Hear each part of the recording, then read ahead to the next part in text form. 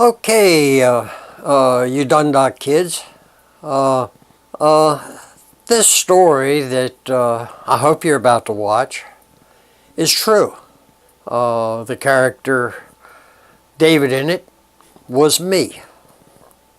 Arnie was the boy lived across the street from me, whose mother and father had immigrated from Germany to the United States in the 1930s. The story took place about 1941. And Mr. Jackson, his name was Mr. Spencer, and Mr. Spencer had come from Eastern Shore to Baltimore to work on the railroad. He had been a boat builder over there. Hoppy was Hoppy Davis. His little brother and I went to school together, Roy Davis, in elementary school there in Dundalk. The store that the lady bought us breakfast in was the Arundel ice cream store. They sold sandwiches and breakfast and lunch and coffee and what have you. I knew, and Arnie knew, Hoppy because his best friend lived next door to Arnie and right almost across the street from me. And Arnie and I lived on Robin Wood Road in Dundalk Farms. In those days, there was only about 4 houses in the whole place, and all the rest of it was broom straw fields. There was a couple of small apple orchards on that land. But other than that, it's pretty much like it is now with 3 roads, Robin Wood Road, Midland Road, and Sunbury Road. And Dundalk was a wonderful place to live. It was great. It was out in the county. There were very few houses around. Most all of it was open woods and open fields, the Merritt Farm and others. And the water was very close. Anyway, I just wanted you all to know that this story is not just something I made up. It's true. Okay, here we go. Some years ago, I put a little story to pen and paper about a couple of boys, young boys. One of them, which was me. And shortly after that, I read in a book on writing written by someone who wrote stories for children that never write a story about boys younger than the age you expect to read it, because they won't read it. That's the difference between boys and little girls. Little girls will read anything about children that interests them. They don't care what the age is. So since I figured that probably no child would ever read this story, it dawned on me to tell it. If I tell it, they don't have to read it, and they can still hear the story and still know the story. So anyway, that's where I'm coming from with this. Okay, I'll get my book out and do a little reading. Okay, the Anthill Caper. He cleaned the neighborhood, viciously attacking would-be trancers, intentional or otherwise. One-eyed, battle-scarred, he strutted forward, head turned sideways, staring cruelly. Arnie and David were sure the cold, glassy stare could see right into them. He held the surrounding countryside by orneriness, bad temper, and pure cussedness. It is a hard thing to say, but the truth was, he was just plain mean. Arnie walked down the road just past Jackson's farm. He was caught and viciously attacked. Thick winter clothes may have been all that saved him. His legs and lean body provided a quick turn of speed that saved him from serious injury. The experience was a bad one all the same. So on the way home from school, Arnie took David up over the hill behind his house to evade their enemy. The little second grader was scared. Anybody knows second graders are more afraid than fourth graders. What happened to David really angered Arnie. The spring ending and the summer around the corner, the little fellow was dressed in shorts and t-shirt. Being short-legged and stocky built, he was easily caught. Getting away was slow and painful. "Dave, You ought to tell your father what that sucker did to you, Arnie said. Don't want anybody to know. Don't you tell either. You promised, Arnie. Yeah, I know, Arnie said, but no, David said, cutting him off in mid-sentence. You promised. Dave, it just ain't fair the way that he tore into you. You ought to get even somehow. Heck, Arnie, he jumped you too.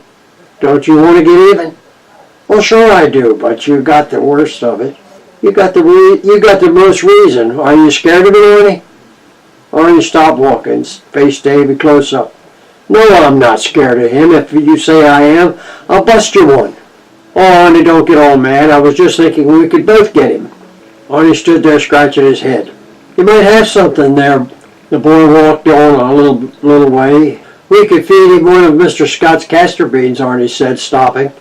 He told me not to eat any because they was poison.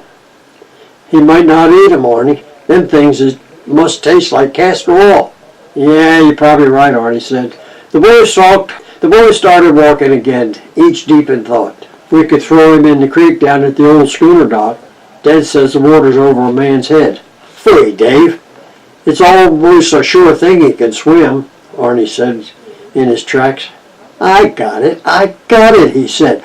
A wide grin spread across his thin face. He shook his head up and down, very slow, in an exaggerated fashion. David liked it when he did that. How about this, Dave? Let's catch him and stake him down on top of an anthill, like those Indians did in that movie. Hey, that's a good one, Arnie. We could lasso him with a rope. Of course, we got to practice some. How about after dinner I come over and we practice on your mama cat? No, Dave. Missy got kittens. Mama says if I bother her or the kittens too much, she'll take them and leave. Oh, Dave said, thinking hard. Build a trap? That's it. Let's build a trap. Dave looked at the other boy. Boy, you got good ideas, Arnie. That's it, all right. Let's do it. We could make it like a rabbit trap, and bigger. We could make it out of chicken wire. All right, you could get inside for a bait, Arnie snickered. Oh, Arnie, don't be silly. We got to figure this out. Shoot, Dave, there's nothing to it. We just get some orange crepe wood and wire and build it. They walked on silently as Arnie started down the road. Hey, where are you going? David asked, stopping. Come on, there's two of us. One of him, Arnie said. David watched and Arnie walked on. More afraid of being left behind than going, he ran to catch up. Arnie swaggered in the time-honored fashion of those about to taste victory. David went from swaggering to peering around Arnie. You don't see him, do you? David asked, stopping on top of Arnie's feet. Watch where you're walking, Arnie said in the huskiest voice he could muster, his eyes darting this way and that. As they parted ways for home, each broke into a run. The next day was Saturday. Both boys crawled out of the bed early to sneak off before breakfast. They had to get to the grocery store before the garbage truck. The back of the building was piled high with crates full of rotting cabbage, lettuce, and all sorts of produce. David ran to the column of boxes and pushed, cupping his hands around his mouth. He hollered, "Timber!" The pile of boxes slowly leaned at first, then, gathering speed, crashed onto the ground, scattering garbage everywhere. "Timber!" Arnie echoed as another pile of boxes toppled, adding to the chaos on the concrete surface. "You empty them out, Dave. I'll take them apart with Pop's hammer," Arnie said. Taking up the tool, the boys worked feverishly for half an hour. "I'll stack them in the wagon," David said. Taking the thick ends of the boxes, he piled his wagon high with wood, much more than they needed. "You never know when we might need some wood," he said. "This stuff's great." "Boy, look at the lady in the end of the box," Arnie said. "Yeah, that's something. I never saw anybody wear bananas and stuff on their head, did you?" David asked, studying the picture intently. "Nope," Arnie replied. Just as they were leaving, the garbage man pulled up in the alley and stopped. "Hey, you boys, come back here," he yelled. The boys turned and walked back. "What you want, mister?" The man pointed to the vegetables all over the alley. "You boys made this mess. You're going to clean it up. Get busy." As the man threw the rest of the crates in the truck, the boys gathered up the garbage in their hands and threw it in the truck too. The stinking juice ran down their arms and got their clothes wet. On the way home, the boys stopped by the dump. "Look over there, Dave. That's chicken wire," Arnie said excitedly. "See it? Right where they've been burning trash." Running to their find, each grabbed a corner of the wire and pulled it over. The boys were instantly engulfed in a cloud of ash and soot. Coughing and choking, they emerged with their prize. Back out on the road, pulling their wagon load of loot, they made quite a picture. Up and down their arms and clothing were streaked with foul, sticky water that dried and black soot stuck. Soot had gathered around their nostrils and mouths, giving them a grotesque appearance. As if added for effect, a little blood dried on their arms where they had scratched themselves handling the chicken wire. Just as they rounded the corner, a big yellow convertible parked. A lady got out, dressed up pretty, and it wasn't Sunday, Arnie thought. Although tall, she stood on her tiptoes waving, as though she was too short to be seen by the boys across the street. "Yoo-hoo, yoo-hoo, boys, boys, wait, I wish to speak with you." The boys stopped walking. "Oh, man," Arnie said, "what now?" David became preoccupied with the whole army of ants trying to successfully drag a dead beetle down through a crack in the pavement. He suddenly felt a pang of sympathy for his and Army's enemy. The woman ran across to the boys and said, "Poor thing, so dirty, oh my, what's that smell?" "Oh, that's just garbage," Arnie said. "My goodness," she said, "poor little garbage pickers." Ants forgotten, David stepped up and took a keen interest in the woman's eyes. He figured she hadn't washed her face when she dressed because she still had black around her eyes. They didn't know what to say. The lady talked a lot, so they just listened. "I bet you haven't had anything to eat today." The boys looked at each other, then shook their heads. "Oh, goodness," she said. "Would you like something to eat?" They were somewhat hungry. David shrugged his shoulders. Arnie raised one foot, scratched his calf, and then his head. "Don't know, ma'am," he replied, looking perplexed. "Of course you would. You need to eat," she said. She took each boy by the hand and led him to the restaurant. "Stand right there," she said. Turning, she went inside. "Come on, Dave, let's get out of here," Arnie said, starting to run. "Wait," David shouted. "She might get mad. Anyway, she can catch us in the car." "You're right, Dave," Arnie said, slowly walking back. He stood there sulking. In a moment, she came out with wet napkins and washed the boys all over. David's face now clean, his red eyebrows and freckles stood out in the sunlight. The boys looked at each other and giggled. Nothing like this had ever happened before. "Yes, ma'am," Sarge answered. A bent piece of soda straw hanging from the corner of his mouth wiggled up and down as he talked. Taking an egg in each hand, cracking and dropping them in the grill, he winked at the boys. "I'll fix you boys right up," he said, wiping his hands on a grease-stained apron.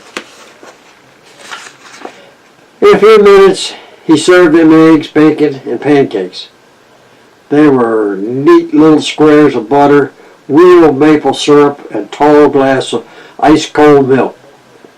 It was a meal enough for a couple of truck drivers. The boys started wolfing it down as though they had not eaten in a week. The boys ate as fast as they could. They were in a hurry to get to their wagons. Somebody might steal their things. Poor darlings," the lady said, repeatedly running her fingers through Arnie's black hair. The boy ducked his head this way and that, trying to avoid her stroking. The boys looked at each other and giggled, not knowing what to think. Right then, motorcycle officer Hoppy Miller ambled through the door. "Hi, boys," he said as he took off his cap and laid it on the counter. "Hello, Hoppy," David said. "Hi, Hop," Arnie said. "Why don't you sit over here with us and eat some breakfast? This lady here is really nice. She'll buy you some." "Well, thanks, boys. I'll sit here and talk to Sarge. Ugly as he is, if I don't, nobody ever will."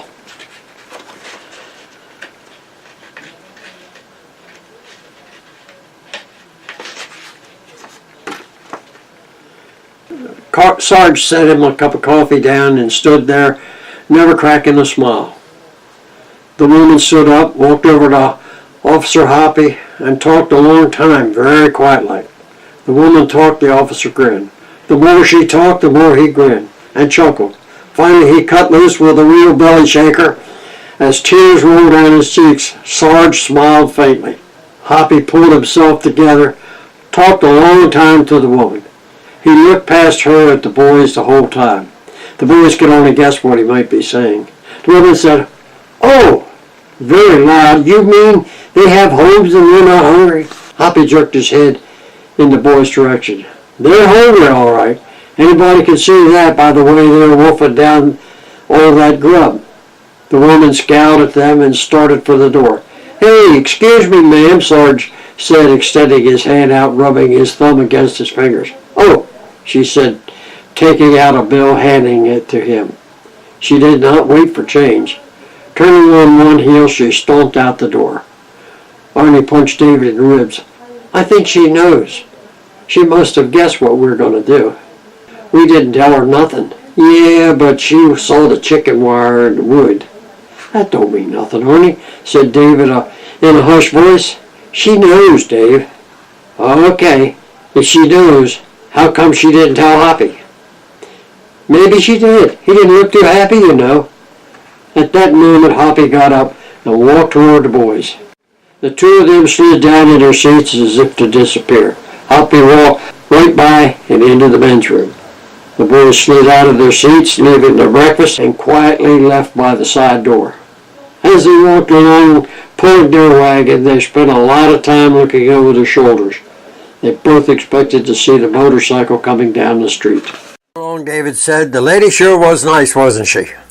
Even if she didn't wash her face too good this morning." "Uh-huh," Arnie answered. "I think she tattled on us, though. Hoppy looked like he was mad at us." "Yeah," David said. "You know what else? We could go to jail, maybe." "Criminy sakes, Dave, they don't put boys in jail. They put them in a school for bad boys." David was clearly alarmed. "I don't want to go to a school with no bad boys. Let's call the whole thing off." Arnie put his arm across the smaller boy's shoulder. "I'll be there with you and we can stick together." "We won't worry none, Arnie," David said. "Yeah. We could whip 'em, you and me, couldn't we, Arnie?" "Yeah, Dave." Dave thought it over as he walked. "Let's get him, Arnie, even if it means going to some bad boy school." The next couple of days were spent watching for Hoppy, staying away from the enemy, and building a trap of chicken wire and orange crate wood. By the third evening, they finished it and set off through the tall grass, carrying the trap. It was getting dark. They were in hostile territory. They were scared. The scampering of mice and a host of other noises made them jittery. There was silence to heighten their senses. Moving slowly through the grass, listening, peering through the darkness, eyes straining, they carried the trap. Boom! Swish! Swish! Swish! Swish! Grass exploded in front of them in a flurry of blurred movement, spread into confusion of directions. Arnie dropped the trap and ran, David right behind. They ran a few feet and Arnie looked back, stopping. A covey of quail was flying off, wings swishing through the air. "Oh, pshaw, David," Arnie said in a half whisper. "Why'd you run for?" "I'm sorry, I thought he was after us," David replied sheepishly. "Now next time don't get all scared unless I do, you understand?" Arnie said in a shaky voice. "Okay, Arnie," David said. The boys took up their burden and moved on. Arriving at a likely spot, the two boys set the trap in place. "What do you say we cover it with grass?" questioned Dave, all while a keen eye around himself. "Good plan, Dave," replied Arnie. "Shh," he said. "Don't use our real names." "Right," Arnie whispered. The two of them pulled grass and broom straw, covering the trap until it was nearly invisible. The job completed, the boys headed home. The next day, in the east was a faint gray glow on the horizon. Arnie jumped out of bed, pulled on 3 pairs of pants and high-top boots. He stepped out of the window and climbed down the old black heart cherry tree and jumped the last 5 or 6 feet to the ground. Standing in front of the house by the road, he waited. In a few minutes he heard footsteps crunching into gravel. Cupping his hands around his mouth like a megaphone, Arnie yelled loudly, "Hey, Dave." "Yeah," Dave answered. "You ready?" "Yep, ready," answered Arnie in a low voice. The two boys moved off across the broom straw field. "Dave, take this," Arnie said, handing him a wooden spoke of a wagon wheel. "If he isn't in the trap, you whop the sucker alongside the head. I'll attract his attention. He can't hurt me too much through all these clothes. You whop the sucker alongside the head with his spoke. Try not to kill him, though. He just hit just hard enough like they do in the movie. Just knock him out," said Arnie. Dave answered in a long, slow drawl, "Yeah." The two of them crouched down, sneaking along through the tall grass. They moved like movie Indians slipping up on a wagon train. Finally, they got to the trap, and the two of them uncovered it. Me and Arnie let out a rush of breath. Inside the cage stood the biggest white leghorn rooster anybody in the country had ever seen. His yellow beak curved down cruel and sharp. A wide-open, glassy stare was fixed on the boys. He charged the cage, wings flapping, feathers flying. His spurs thrust 1 inch long, curved and sharp. They slashed the air like Arabian sabers. In a few minutes, the old cock settled down in the corner, looking at the boys with obvious contempt. "He isn't crowing now, is he?" Arnie asked, so loud you could hear it across town. "Grab 'em, boys!" yelled Bill Jackson. 3 Jackson brothers jumped up, running, cleared the tall grass in long leaps. They grabbed the boys. "Lousy chicken stealers, let's feed these two to the old sow." The Jackson boys were near to being grown men. They lifted the boys, kicking and screaming, and carried them over to the pen.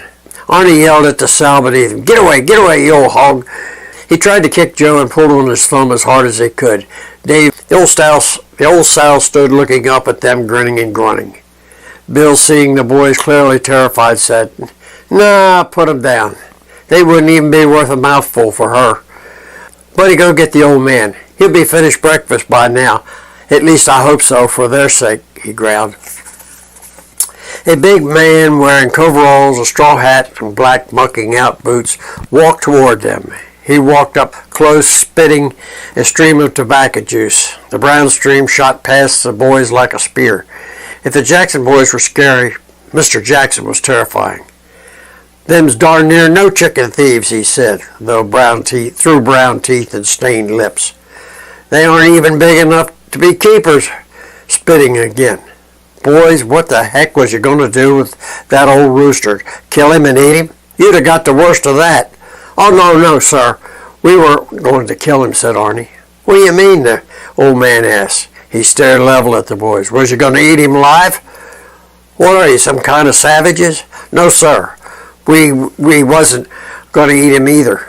We was going to stake him on an ant hill, like the Indians do in the movies," Arnie said. "What the heck?" The farmer spit his tobacco out and stood there dumbstruck. Clearing his throat, he said, "Why in the name of tomfoolery would you want to do a crazy thing like that?" Arnie spoke up again. "Look at his legs, sir. The darn chicken tore them all up. Dave, show him your legs." Dave bent down, sticking a finger under each paint cuff, pulling it up over somewhat dirty knees. Feeling a little silly, he slowly turned toward the farmer, taking a little short sideways steps. The little fellow's legs was a mess. They were tattooed with scab-covered slashes. There was some infection and the skin was scarlet all around each cut. The old man let out a slow whistle. "Them things is ugly, boy." "Were you in the chicken yard?" asked the farmer. "No, sir," Arnie began to answer. "Hush, boy." "Boy, I'm talking to the little one over there," Mr. Jackson said, pointing at David. "No, sir, I was going down to the old manure pile to dig fish worms so me and Arnie could go fishing down at the creek." I was walking through the broom straw over there, and he was by the fence. He flew over and jumped on me. I couldn't do nothing. He was too fast. David replied, tears overflowing his eyes. I kicked and swung at him. I grabbed a stick and let go with it. It didn't do any good. The old rooster was flapping his wings and backed up. Every time he just got away. I had on short pants, and he jumped me and poking me with them spurs and legs cut me every time. My legs was all bloody. I wanted to kick him to pieces, but I couldn't. David wiped his nose with the back of his shaking hand. I ran as hard as I could, but he hopped on the back of my legs and spurred me every step. David looked back at the farmer and his sons through wet eyelashes and said, I went home and put on my long pants. I never told nobody but Arnie. Bill Jackson walked over to the boys. His face was hard with anger. When he got to them, the boys backed up, being some afraid. He stopped at the cage, bent over, reached in, grabbed the rooster by his neck, and raised him over his head. In one quick motion, he wrung the rooster's neck. His father's mouth dropped in surprise. Well, it was this or the ants. Sorry, Bill said, surprised at his own action. He chucked the dead rooster over the fence and walked off toward the house. Over his shoulder, he said, I hate that sorry old bird anyway. The farmer stood hands on hips watching his son as he walked back to the house. His eyes stared at the door long after it closed. Humph, he said. We weren't too fond of him either.